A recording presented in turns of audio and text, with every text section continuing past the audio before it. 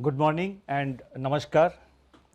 I have a few announcements to make, and as I had said earlier, the statement is self-explanatory because I am not holding a usual press conference, so I have tried to explain the various points so that the number of questions and clarifications that viewers and all of you would be having in mind, they get sufficiently clarified. I would like to begin with a quote from the father of the nation, Mahatma Gandhi, and I quote, "It is when the horizon is the darkest and human reason is beaten down to the ground that faith shines brightest and comes to our rescue. As a nation, we must have faith in India's resilience and capacity to overcome all odds. COVID-19, a virus of the size of 0.12 microns, has crippled the global economy with more than 300,000 dead and economic activity across the world stalled. Once again, central banks have to answer the call to the front line in defense of the economy. The recent release of macroeconomic data that for the first time revealed the damage wrought by COVID-19 brought forward the need for an off-cycle meeting of the Monetary Policy Committee, that is the MPC, in lieu of the earlier scheduled meeting between June 3rd to 5th, 2020. Over the last 3 days, that is 20th, 21st and 22nd, the MPC reviewed the domestic and global developments and their implications for the outlook. After extensive discussions, the MPC voted unanimously for a reduction in policy repo rate and for maintaining the accommodative stance of monetary policy as long as necessary to revive growth and to mitigate the impact of COVID-19 while ensuring that inflation remains within the target. On the quantum of reduction, the MPC voted with a 5:1 majority to reduce the policy repo rate by 40 basis points, 40 basis points from 4.4% to 4%. Consequently, the MSF rate and the bank rate now stand reduced to 4.25% and reverse repo rate stands reduced to 3.35%. Before I lay out the backdrop, the rational and expected outcomes of the MPC's decisions, I wish to thank the committee members for their valuable contribution during the deliberations. I would also like to thank my colleagues in the RBI who have been working tirelessly in RBI's fight against COVID-19. My gratitude goes out to our teams for their intellectual support, analytical work and the logistical arrangements. A special word of praise for our team of what is now about 200 officers, staff and service providers who are working unstinted 24/7 in isolation away from their families in order to keep the essential RBI services available to the nation. Once again, I wish to express our admiration for the doctors, the healthcare and medical staff, police, law enforcement agencies, functionaries and personnel of the government, the private sector, banks and other financial institutions who have risen to the occasion day after day through the pandemic to ensure continuity in provision of all essential services. Our deepest gratitude to their families too. I would now like to provide an assessment of the current macroeconomic situation, both global and domestic. By all counts, the macroeconomic and financial conditions are austere.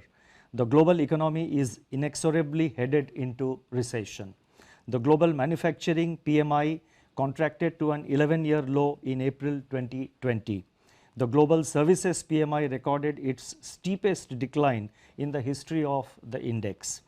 Among advanced economies that have released GDP readings for Q1 of 2020, contractions were in the range of 3.4% to 14.2%. For emerging market economies, the growth rate ranged between 2.9% and minus 6.8%. EMEs face additional pressures in the form of capital outflows and asset price volatility from the bouts of turbulence afflicting financial markets. The plunge in crude prices has dried up budgetary revenues for oil exporters.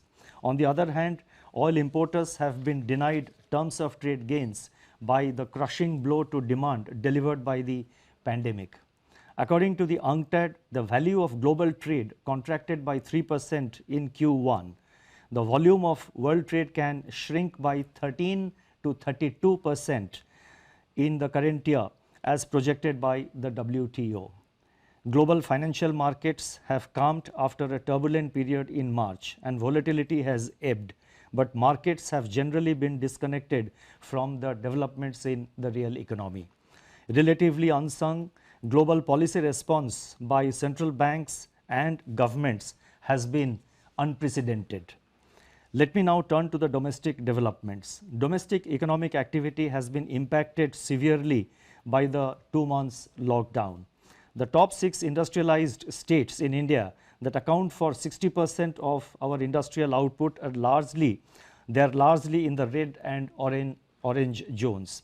High frequency indicators point to a collapse in demand beginning in March 2020 across both urban and rural segments.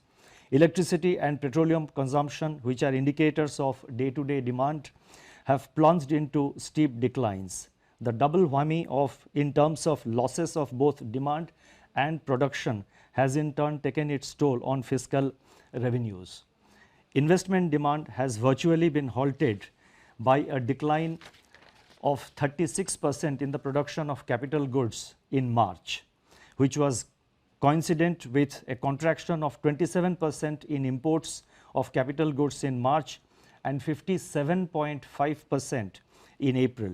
This is also evident in a fall of 91% in finished steel consumption in April and 25% shrinkage in cement production during March. The biggest blow from COVID-19 has been to private consumption, which accounts for about 60% of the domestic demand. The production of consumer durables fell by 33% in March 2020, accompanied by a 16% decline in output of non-durables. Similar indications are reflected in surveys of the fast-moving consumer space also. In the production sectors, industrial production shrank by close to 17% in March, with manufacturing activity down by 21%. The output of core industries, which constitutes about 40% of overall industrial production, contracted by 6.5%. In conformity, the manufacturing PMI for April recorded its sharpest deterioration to 27.4, spread across all sectors. The services PMI plunged to an all-time low of 5.4% in April 2020. Amidst this encircling gloom, agriculture and allied activities have, however, provided a beacon of hope on the back of an increase of 3.7% in food grain production to a new record. A ray of hope also comes from the forecast of normal southwest monsoon by the India Meteorological Department. By 10th May 2020, up to which the latest information is available, Kharif sowing was higher by 44% compared to the last year's acreage. Rabi procurement is in full flow in respect of oilseeds, pulses, wheat, benefiting the bumper harvest. These developments will support farm incomes, improve the terms of trade facing the farm sector and strengthen food security for the country. Going forward, these would also have a salutary effect on food price pressures. The inflation outlook has become complicated by the release of partial information on the Consumer Price Index by National Statistics Organization, obscuring a comprehensive assessment of the price situation. From the incomplete data that have been made available, food inflation, which had eased in January, from its January 2020 peak for next 2 months, that is during February and March. Now suddenly they have reversed and surged to 8.6% in April as supply disruptions took their toll, immune to the ongoing demand compression. Prices of vegetables, pulses, oilseeds, milk and cereals emerged as pressure points. In the external sector, India's merchandise exports and imports suffered their worst slump in the last 30 years as COVID-19 paralyzed world production and demand. India's merchandise exports plunged by 60.3% in April, while imports contracted by 58.6%. India's foreign exchange reserves have, however, increased by 9.2 billion during 2021, that is from 1st April onwards, and so far, that is up to 15th of May, our foreign exchange forex reserves, they stand at 487 billion US dollars, which is equivalent to 1 year's imports. I now go to the outlook with regard to inflation and growth. Against this backdrop, the MPC assessed that inflation outlook is highly uncertain. The supply shock to food prices in April may show persistence over the next few months, depending upon the state of lockdown and the time taken to restore the supply chains after relaxation of the lockdown. Among the pressure points, the elevated level of pulses inflation is worrisome and warrants timely and swift supply-side interventions, including a reappraisal of the import duties. Immediate step-up of open market sales, PDS offtake by FCI to offload some part of excess stocks can also cool down cereal prices and also create room for Rabi procurement. Given the current global demand-supply balance, international crude oil prices, metals, and industrial raw materials are likely to remain soft. This would ease input costs for domestic firms. Deficient demand may hold down pressure on core inflation, although persisting supply dislocations impart uncertainty to their near-term outlook. Much will depend on the shape of the recovery after COVID-19. Accordingly, the MPC is of the view that headline inflation may remain firm in the first half of 2020, but should ease in the second half, aided also by favorable base effects. By Q3 and Q4 of the current financial year, it is expected that the headline inflation will fall below the target of 4%. Thus, the MPC's forward guidance on inflation is directional rather than in terms of levels. Going forward, as and when more data are available, it should be possible to estimate the path of inflation with greater certainty. It is in the growth outlook that MPC judged the risks to be the gravest. The combined impact of demand compression and supply disruption will depress economic activity in the first half of the year. Assuming that economic activity gets restored in a phased manner, especially in the second half of this year, and taking into consideration favorable base effects, it is expected that the combination of fiscal, monetary and administrative measures being currently undertaken both by the government and the RBI would create conditions for a gradual revival in activity in the second half of 2021. Nonetheless, downside risks to this assessment are significant and contingent upon the containment of the pandemic and quick phasing out of social distancing and lockdowns. Given all these uncertainties, GDP growth in 2021 is estimated to remain in the negative territory, with some pickup in growth impulses in H2 2021 onwards. The end May 2020 release of NSO on national income should provide greater clarity, enabling more specific projections of GDP growth in terms of both magnitude and direction. Much will depend on how quickly the COVID curve flattens and begins to moderate. As the nation prepares for this future, the words of Mahatma Gandhi should inspire us to fight on. I quote, "We may stumble and fall, but shall rise again," unquote. The MPC is of the view that the macroeconomic impact of the pandemic is turning out to be more severe than initially anticipated. Beyond the destruction of economic and financial activity, livelihood and health are severely affected. Judging that the risks to growth are acute, while the risks to inflation are likely to be short-lived, the MPC believes that it is essential now to instill confidence and ease financial conditions further. This will facilitate flow of funds at affordable rates and rekindle investment impulses. It is in this context that the MPC voted to reduce the policy repo rate by 40 basis points from 4.4 to 4%. If the inflation trajectory evolves as expected, more space will open up to address the risks to growth. Now, I now turn to some regulatory and development policy announcements.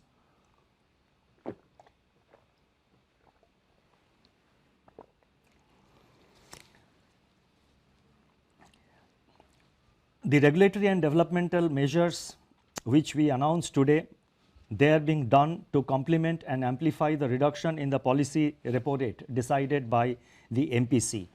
As I have said earlier, the RBI has been constantly monitoring the situation. We are extremely careful and very,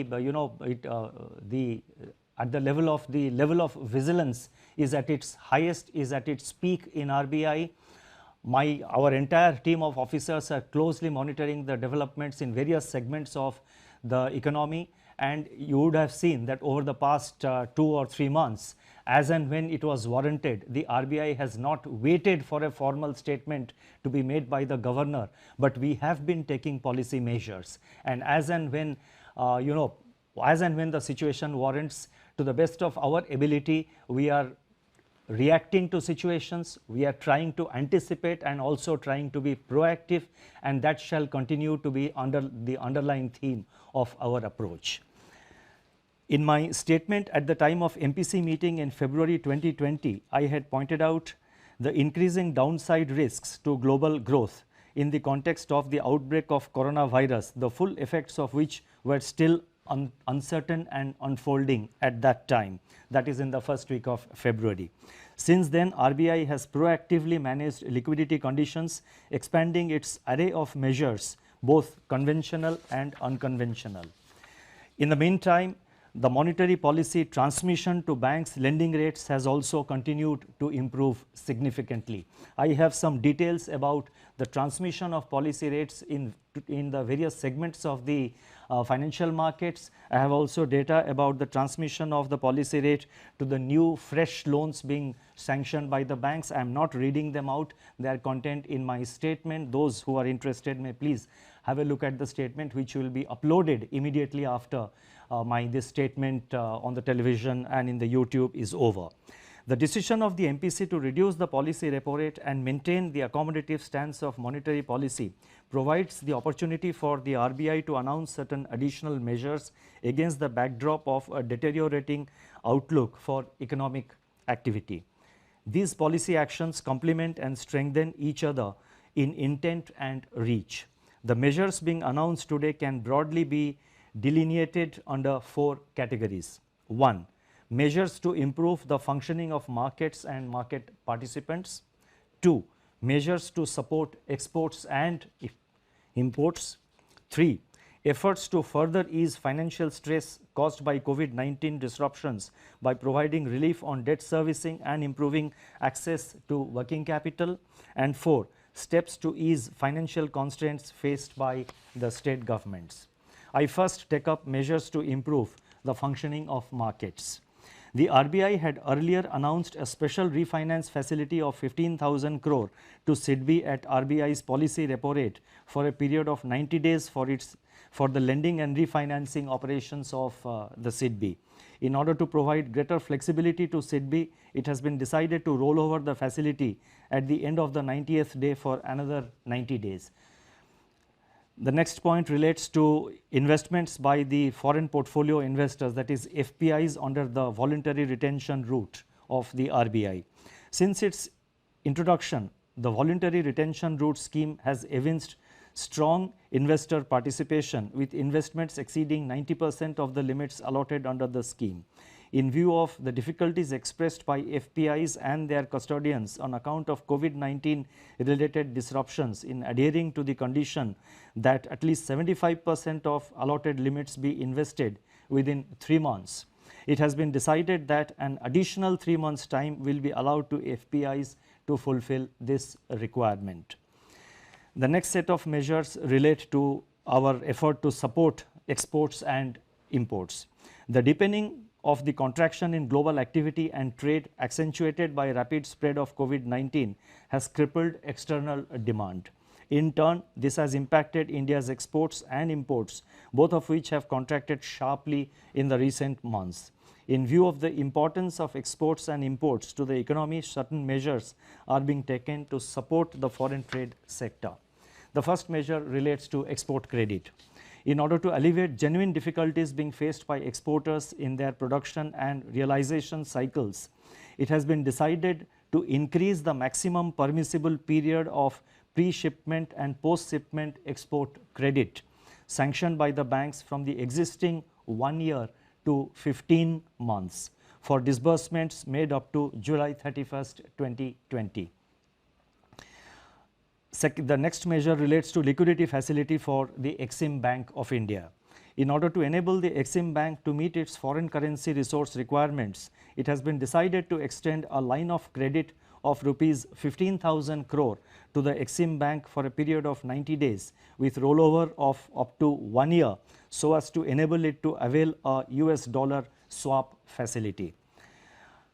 Next measure relates to extension of time for payment for imports.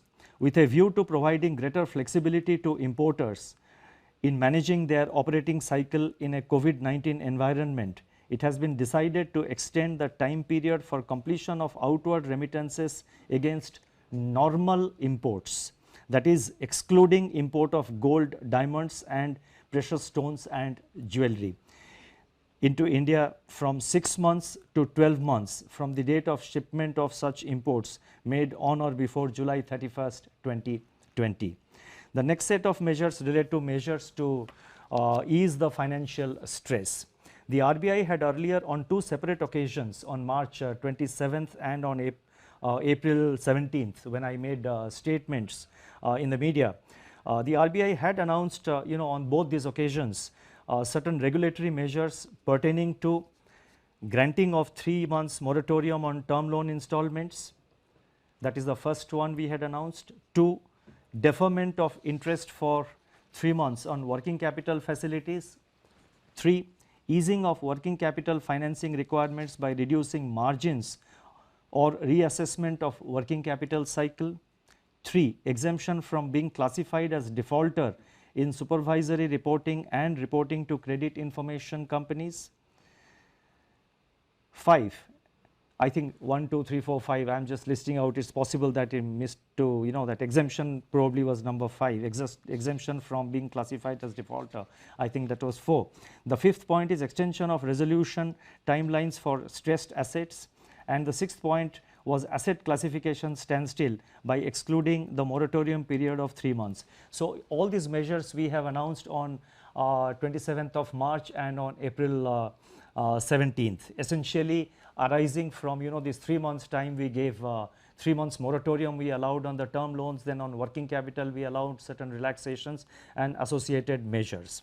In view of the extension of the lockdown and continuing disruptions on account of COVID-19, the above measures are being further extended by another 3 months from 1st June till 31st August, taking the total period of applicability of the measures to 6 months, that is from 1st March to 31st August 2020.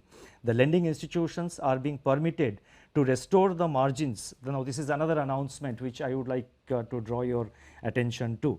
The lending institutions are being permitted, not only with regard to working capital, we are extending the time limit by another 3 months, but the lending institutions are being permitted to restore the margins for working capital to their original levels by 31st March 2020. This is one area where we had given 3 months time. Now we are now giving time that the margins which the reduced margins that will be restored by 31st March, which will make it easier for borrowers to sort of manage their finances, manage their cash flow in a gradual manner.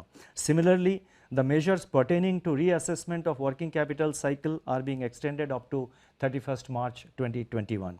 Additionally, it has been decided to permit lending institutions to convert the accumulated interest on working capital facilities over the total deferment period of 6 months, that is from 1st March to 31st August, into a funded interest term loan which shall be fully repaid during the course of the current financial year ending 31st March 2021.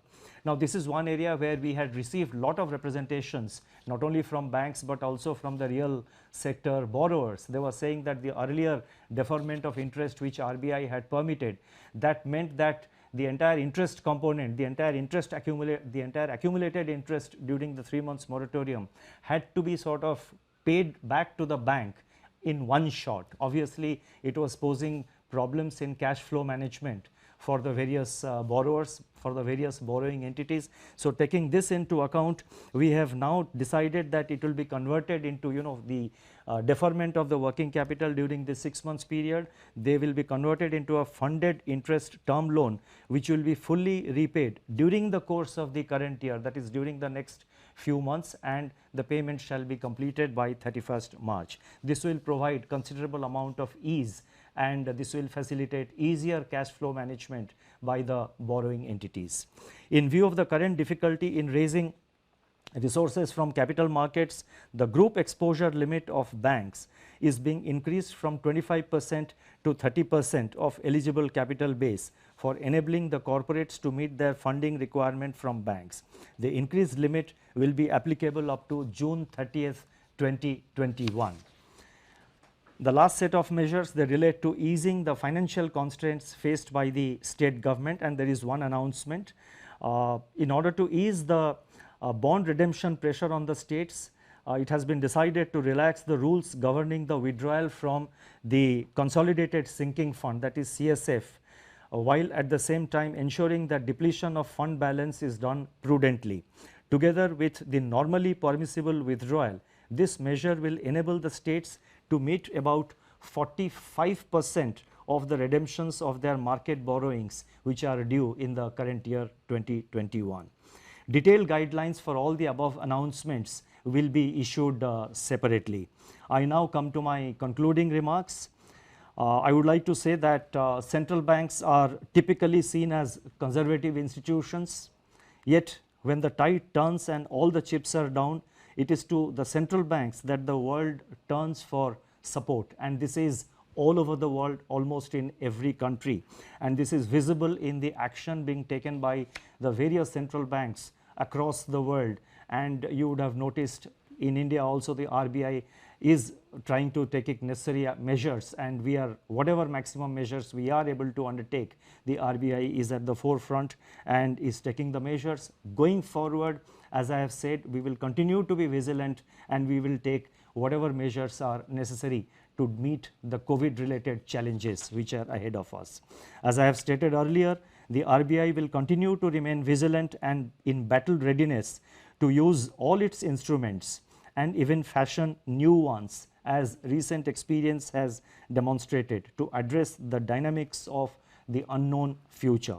The goal, as I have enunciated earlier, are: number one, to keep the financial system and financial markets sound, liquid and smoothly functioning. Number two, to ensure access to finance to all, especially those that tend to get excluded by the financial markets. And three, and very important, to preserve financial stability. It shall be our endeavor that RBI's actions and stance contribute to laying the foundations for a better tomorrow in India. Today's trials may be traumatic, but together we shall triumph. I would like to conclude on this optimistic note. Thank you very much for your patience.